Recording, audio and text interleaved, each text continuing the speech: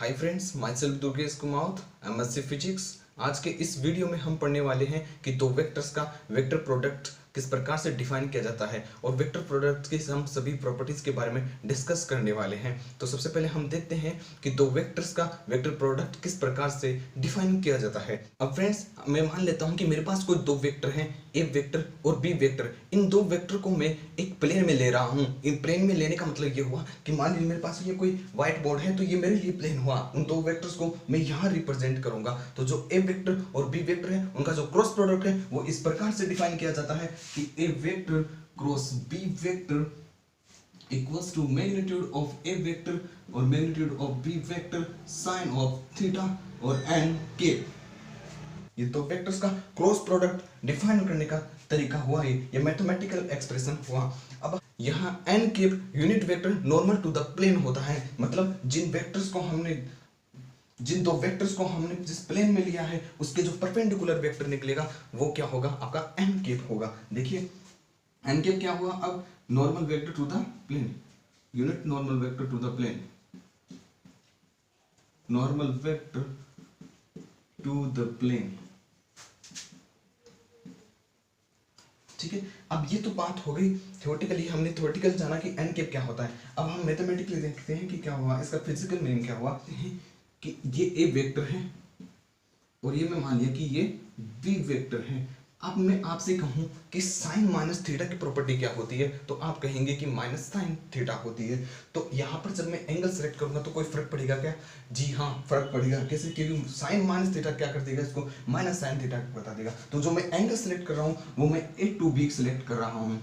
ये थीटा हुआ, ए to be select किया मैंने, जो एंगल थीटा हुआ। तो अब एन केप क्या होगा, आप अपने दाहिने हाथ को ए वेक्टर पर रखिए और जिस डायरेक्शन में थीटा बन रहा है उस डायरेक्शन में अपने दाहिने हाथ की उंगलियों को मोड़िए। देखिए आपने दाहिने हाथ की उंगलियों को मोड़ा तो जो का थंब है वो एन केप की डायरेक्शन को डिनोट करेगा। तो यहाँ एन केप का ये फिजिकल मीनिंग हुआ कि एक प्लेन में, प्लेन का मतलब क्या हुआ कि हमने ये व्हाइट बोर्ड लिया, इस व्हाइट बोर्ड में दोनों वेक्टर रिप्रेजेंटेड है और एन केप इस व्हाइट बोर्ड के परपेंडिकुलर आउटसाइड क्या हुआ, यूनिट नॉर्मल वेक्टर हुआ। तो ये क्या कहलाता है, दो वेक्टर्स का वेक्टर प्रोडक्ट या फिर क्रॉस प्रोडक्ट कहलाता है। ठीक है, अब हम देखते हैं कि दो वेक्टर के क्रॉस प्रोडक्ट को मैथमेटिकली कैसे फाइंड किया जाए। ए वेक्टर को मैं कंपोनेंट की फॉर्म में ये से मान लेता हूं कि ये है ए, इसे मान लेते हैं कि ये है ए x I cap, A Y J cap, A Z K cap. ये मैं 3D में माना, 3D में कंपोनेंट्स लिए है वेक्टर के। और बी वेक्टर की बात करें तो बी वेक्टर क्या हो जाएगा, B X I cap, B Y J cap plus B Z K cap. ये कंपोनेंट की फॉर्म में क्या, तो ए क्रॉस बी मैथमेटिकली कैसे रिप्रेजेंट किया जाएगा, ए क्रॉस बी। देखिए ए cross B vector equals to क्या हुआ, आई केप जे केप और के केप। तो आई केप ये देखिए इसके नीचे क्या आ जाएगा, ए एक्स ए वाई और A Z, B X B Y और बी जेड। अब मैं यह मानकर चल रहा हूं कि आपको एक डिटर्मिनेंट को सोल्व करना आता है, तो आप इसका वैल्यू फाइंड आउट कर सकते हैं। देखिए ए क्रॉस बी, जब भी आप ए क्रॉस बी करोगे तो आपके पास एक और वेक्टर मिलेगा। देखिए अभी हमने देखा कि दो वेक्टर्स का क्रॉस प्रोडक्ट इस प्रकार से डिफाइन किया जाएगा। इस इक्वेशन को मैं इक्वेशन नंबर फर्स्ट ले लेता हूं। अब देखिए अगर इसका मैं मैग्नीट्यूड लूं, इस इक्वेशन में मैग्नीट्यूड फाइंड आउट कर दूं, क्या आ जाएगा, ए क्रॉस बी वेक्टर का मैग्नीट्यूड इक्वल्स टू क्या होगा, ए पूरा क्या हो जाएगा, ये क्या हो जाएगा, ए बी साइन थीटा और एन केप का क्या हो जाएगा, 1 हो जाएगा। तो आप क्या कह सकते हैं, ए क्रॉस बी का जो मैग्नीट्यूड होगा वो कितना होगा, ए बी साइन थीटा होगा। वैसे फर्स्ट से ही मैं एन केप का वैल्यू लिखना चाहूं तो वो मैं क्या लिखूंगा, n cap equals to a vector cross B vector upon a B sine theta. ये तो लिखा जाएगा। और ए बी साइन थीटा को हमने क्या लिखा, इससे देखिए ए क्रॉस बी वेक्टर अपॉन, हम ऐसा लिख सकते हैं ए क्रॉस बी का मैग्नीट्यूड। ठीक है, ये हमने फाइंड आउट किया। तो ये क्या हुआ, एन केप आ गया हमारे पास कि एन केप क्या होगा, ये भी हमने फाइंड आउट कर लिया। अब देखिए मैं आपसे ये कहूं कि I cap cross J cap कितना होगा, ये आप हमें पता करना है कि I cap cross J cap कितना होगा। तो देखिए मैं एक कोऑर्डिनेट सिस्टम लेता हूं, कार्टेशियन कोऑर्डिनेट सिस्टम लिया मैं, ये एक्स एक्सिस हो गया, ये वाई एक्सिस हो गया और ये जेड एक्सिस हो गया। एक्स एक्सिस के एलोंग जो मैंने यूनिट वेक्टर चूज किया है वो किया है मैंने आई केप, और वाई एक्सिस के एलोंग जो यूनिट वेक्टर चूज किया है वो किया है मैंने जे केप, और जेड एक्सिस के एलोंग जो यूनिट वेक्टर चूज किया है मैंने के केप किया है। अब मैं आपसे कह रहा हूँ कि I cap cross J cap find out करना है आपको, तो ध्यान से देखिए जो एंगल सेलेक्ट किया जाएगा वो किसे सेलेक्ट करेंगे हम, आई केप क्रॉस जे केप। ऐसे एंगल सेलेक्ट किया आपने राइट हैंड से, तो आई से आप जे की ओर जा रहे हैं, मतलब क्या हुआ कि आप एंटी क्लॉकवाइज जा रहे हैं, तो एंटी क्लॉकवाइज डायरेक्शन में हम एंगल पॉजिटिव मानते हैं, ठीक है, पॉजिटिव तो लेते हैं हम एंगल एंटी क्लॉकवाइज में। अब देखिए आई केप और जे केप के बीच का एंगल कितना होगा हमारे पास, 90 डिग्री होगा, क्योंकि ये 90 डिग्री पर होते हैं। तो देखिए यहाँ से क्या है, आई केप का मैग्नीट्यूड और जे केप का मैग्नीट्यूड और साइन 90, और जो डायरेक्शन होगा वो क्या होगा, देखिए इसके परपेंडिकुलर, परपेंडिकुलर क्या होता है के केप, तो क्या आया के केप, ये इसको क्या लिखूं मैं, ओनली क्या आया के केप, क्योंकि वन वन वन हो जाएगा सभी। तो आई केप क्रॉस जे केप क्या आया हमारे पास के केप। यदि मैं कहूं आपके पास जे क्रॉस के केप करना है, आपको जे के क्रॉस के केप करना है, तो वो क्या जाएगा, इसके परपेंडिकुलर कौन सा वेक्टर होगा, देखिए जे केप क्रॉस के केप, हमें एंटी क्लॉकवाइज चल रहे हैं, तो क्या आ जाएगा हमारे पास आई केप, तो ओनली क्या आया आई केप। अब देखिए के केप क्रॉस आई केप करता हूं मैं, के केप क्रॉस आई केप, तो क्या आएगा, एंटी क्लॉकवाइज चल रहे हैं अभी, के केप क्रॉस आई केप, ये आया हमारे पास जे केप।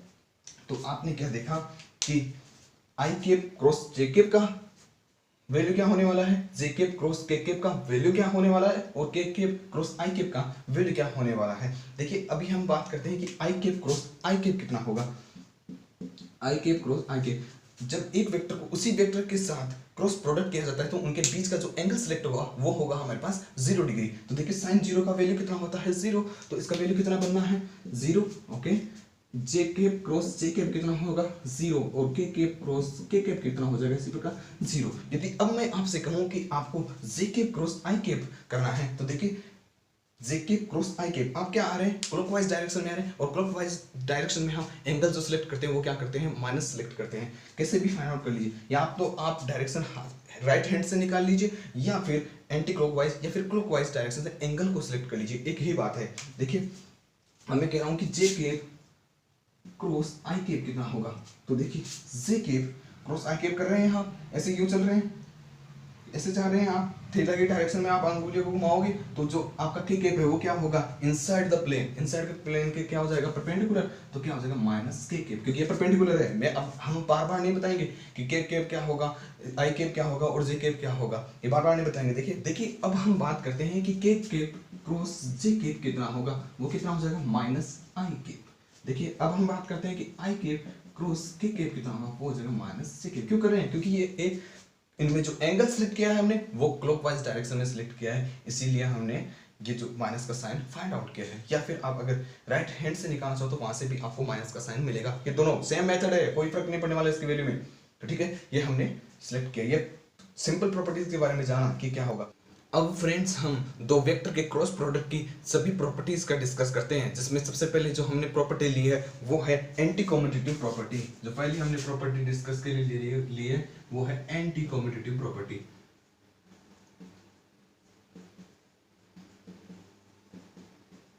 इस प्रॉपर्टी के अकॉर्डिंग जब हम b vector cross a vector निकालेंगे तो वो इक्वल होगा b vector cross a vector, वो इक्वल होगा minus of A vector cross B vector के। या फिर इसको हम ऐसा भी लिख सकते हैं b vector cross a vector plus A vector cross B vector equals to 0। दोनों एक ही बात है, तरीका बस अलग अलग है लिखने का।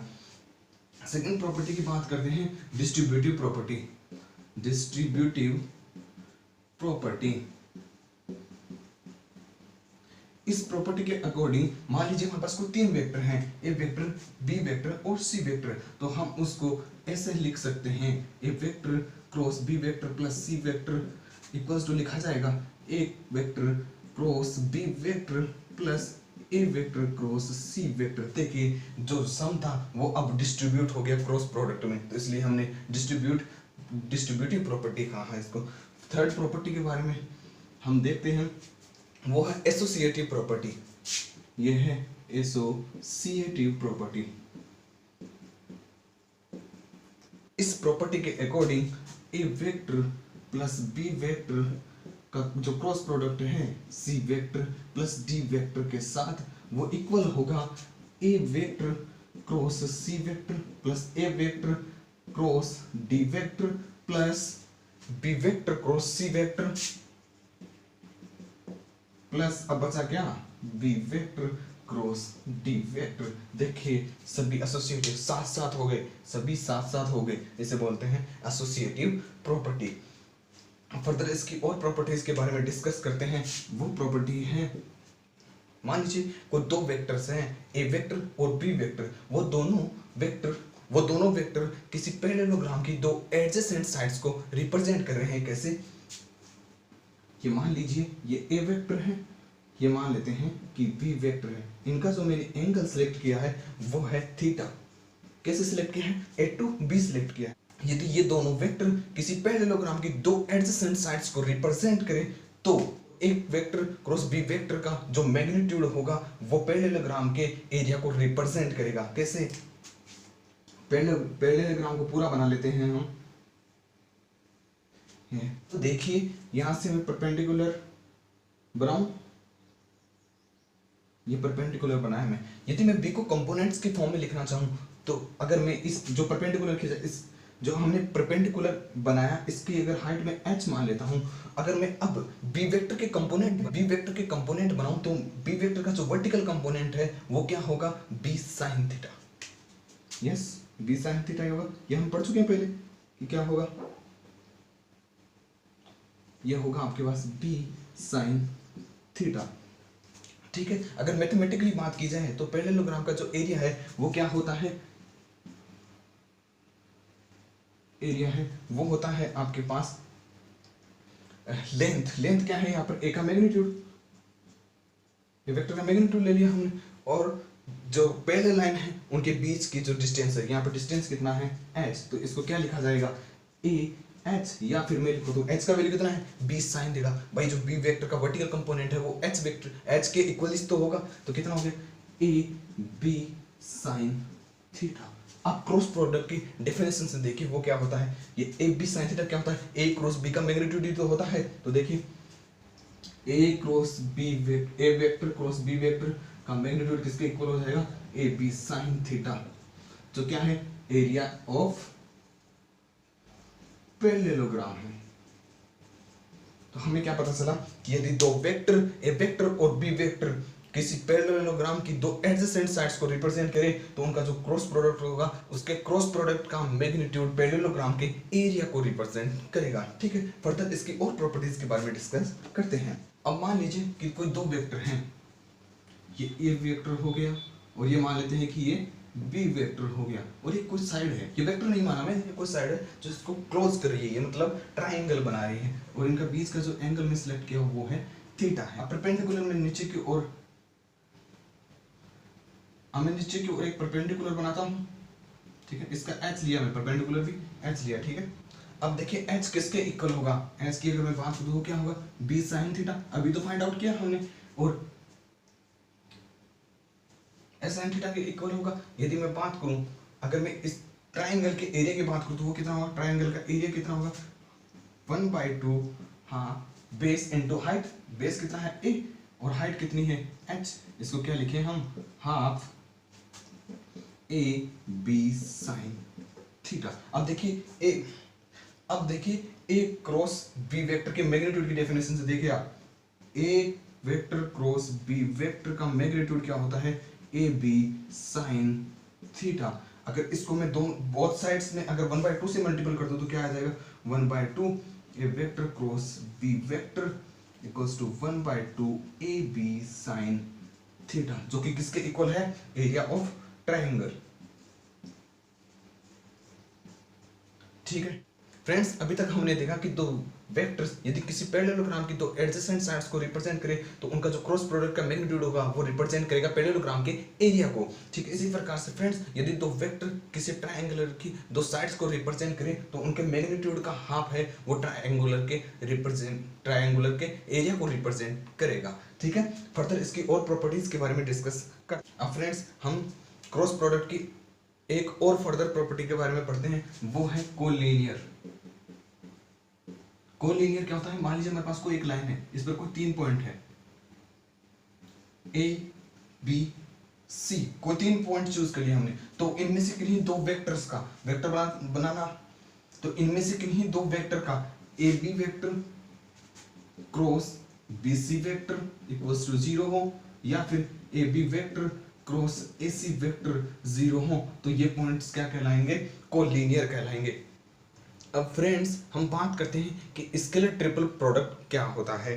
तो इसके लिए देखिए, तो फ्रेंड्स हम स्केलर ट्रिपल प्रोडक्ट में, स्केलर ट्रिपल प्रोडक्ट,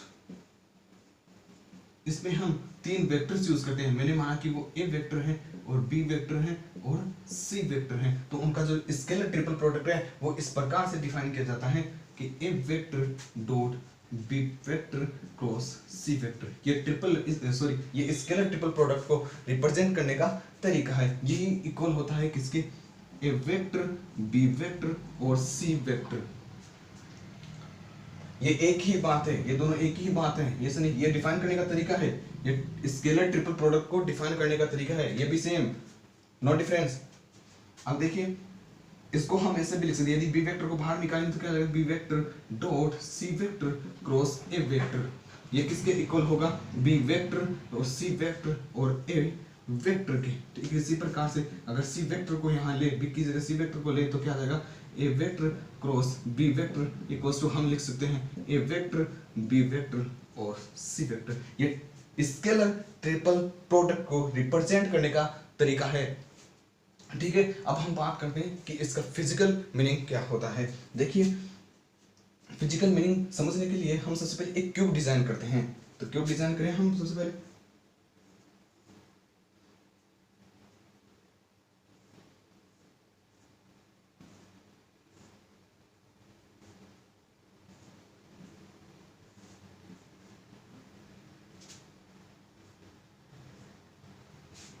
ये एक्स एक्सिस हो गया, ये वाई एक्सिस हो गया और ये जेड एक्सिस हो गया। ये एक्स एक्सिस हो गया, ये वाई एक्सिस हो गया और ये जेड एक्सिस हो गया। एक्स के एलोंग में यूनिट वेक्टर ले रहा हूं आई कैप, और वाई एक्स के एलोंग जो यूनिट वेक्टर ले रहा हूं मैं है जे कैप, और जेड एक्सिस के एलोंग जो यूनिट वेक्टर ले रहा हूं वो है के कैप। अब देखिए ये क्यूब है तो हमें पता है कि इसकी एवरी साइड है वो इक्वल होगी, तो वो मैं मान लेता हूं कि ए है, इसकी जो साइड है वो ए है, सभी साइड्स ए होंगी। ठीक है, तो अब मैं बात करता हूं क्या कि जो एक्स एक्स डायरेक्शन में जो वेक्टर लिखा जाएगा वो इस प्रकार से लिखा जा रहा है, ऐसे तो लिखा जाएगा A vector equals to A I cap, और जो वाई डायरेक्शन में वो वेक्टर में मान लेता हूं वो इस प्रकार से लिखा जा रहा है बी वेक्टर इक्वल्स टू ए, और जो इसी प्रकार से जेड डायरेक्शन में जो वेक्टर लिखा जा रहा है वो इसी प्रकार से लिखा जा रहा है क्या, सी वेक्टर इक्वल्स टू ए के कैप। अब देखिए जो हमने यहाँ पर वेक्टर रिप्रेजेंट किए, इनको इनमें से किसी एक में पुट कर देते हैं। मैं मान लेता हूँ कि मैं यहाँ पुट कर रहा हूँ, तो देखिए A vector dot B vector cross C vector, इसका वैल्यू क्या हो जाएगा, ए वेक्टर की जगह ए आई कैप, ये ए आई कैप, बी वेक्टर की जगह ए जे कैप क्रॉस सी वेक्टर की जगह ए के कैप, सेम, नो प्रॉब्लम, सही है। यहाँ से लिखा मैं ये 3 वेक्टर हमने इसलिए लिए क्योंकि क्यूब 3D में था, तो मैंने हर डायमेंशन में एक वेक्टर चूज किया। लिख सकता हूँ ना भाई, अगर किसी को प्रॉब्लम हो रही हो तो ये देखिए आई के बराबर क्या होता है, अगर मैं बताऊं कि आई के बराबर क्या होता है तो आप ऐसे तो लिखो ना, एक्स वेक्टर अपॉन एक्स का मैग्नीट्यूड, ये तो होता है, तो सेम मैं यही लिखा, इसी से लिखा मैं। ओके, तो अब देखिए ए कांस्टेंट है तो ये बाहर हो जाएगा, कितना हो जाएगा, A cube I cap dot J cap cross K cap, इसका J cap cross K cap क्या होता है, आई कैप। ये देखिए I cap dot I cap, ये क्या हो गया, ए क्यूब। अब ए क्यूब क्या होता है, वॉल्यूम होता है क्यूब का। ठीक है, तो ए क्यूब क्या हुआ, volume of cube, volume of cube. अब ध्यान से देखिए कि ये कोई जरूरी थोड़ी ना है कि जो तीनों वेक्टर हैं वो इक्वली हो, तो इसका मतलब क्या हुआ कि स्केलर ट्रिपल प्रोडक्ट है वो किसका वॉल्यूम देगा, हमें क्यूबॉइड का वॉल्यूम देगा, क्योंकि वहां पर जो तीनों वेक्टर्स हैं वो डिफरेंट होंगे। यदि हम क्यूबॉइड की बात करते हैं, क्यूबॉइड में क्या जाता, अगर क्यूबॉइड के लिए सेम एक्सप्रेशन करते तो वो क्या आता, A vector dot B vector cross C vector, कितना आता है ये, वहां पर हमको ए वेक्टर, यहां पर ए लेना पड़ता, फिर यहां पर बी लेना पड़ता और यहां पर सी लेना पड़ता, तो क्या जाता ए बी सी, और यही तो क्या होता है, वॉल्यूम ऑफ क्यूबॉइड होता है, लेंथ विड्थ और हाइट, यही तो क्यूबॉइड का वॉल्यूम होता है। तो हम क्या कह सकते हैं कि जो स्केलर ट्रिपल प्रोडक्ट है वो क्यूबॉइड का वॉल्यूम देता है। ओके ठीक है। यदि हमें A vector dot B vector cross C vector calculate करने पर इनमें से कोई भी एक कैलकुलेट करें, अगर वो जीरो मिलता है तो हम कहेंगे कि ए वेक्टर बी वेक्टर और सी वेक्टर एक ही प्लेन में है, कोप्लेनर होंगे। ये कोप्लेनर का कंडीशन हुआ, ये कोप्लेनर हुए, कोप्लेनर कहलाएंगे। ठीक है। इन तीनों एक्सप्रेशन से हम क्या कह सकते हैं कि जो डॉट प्रोडक्ट है और क्रॉस प्रोडक्ट है वो कैन बी इंटरचेंज, एक दूसरे में इंटरचेंज कर सकते हैं हम उनको। देखिए इंटरचेंज किया, पहले ए वेक्टर के साथ हो रहा था, फिर बी वेक्टर के साथ हुआ और फिर सी वेक्टर के साथ हुआ, तो इनका जो क्रॉस प्रोडक्ट है इसका पोजीशन भी चेंज हो गया। देखिए जो क्रॉस प्रोडक्ट करने का तरीका था वो भी बदल गया यहाँ पर। तो हम क्या कह सकते हैं कि डॉट प्रोडक्ट और cross product can be interchange, इससे कोई फर्क नहीं पड़ने वाला, सेम कोई फर्क नहीं पड़ने वाला इससे। आप वॉल्यूम निकालेंगे इन तीनों एक्सप्रेशन से निकालिए, सेम आएगा। अगर आप बात करें कि अगर कोई इनमें से कोई वेक्टर अगर रिपीट हो जाता है, मान लो कि अगर कि इनमें से कोई वेक्टर एक बार रिपीट हो गया, जैसे ए जे केप था, अब यहाँ पर भी ए जे केप आ जाता है, तो ए कांस्टेंट है, बाहर हो जाएगा, तो क्या हुआ आपके पास जे केप क्रॉस जे केप कितना होता है, जीरो, तो इसका वैल्यू कितना हो जाएगा, जीरो। तो हम क्या कह सकते हैं कि अगर दो वेक्टर्स बार बार रिपीट होंगे, एक से ज्यादा बार आते हैं, तो उनका जो स्केलर ट्रिपल प्रोडक्ट है वो जीरो होगा। इंपॉर्टेंट चीज है ये। ओके अब फ्रेंड्स हम बात करते हैं तीन वेक्टर्स के वेक्टर प्रोडक्ट की। Okay vector product of three vectors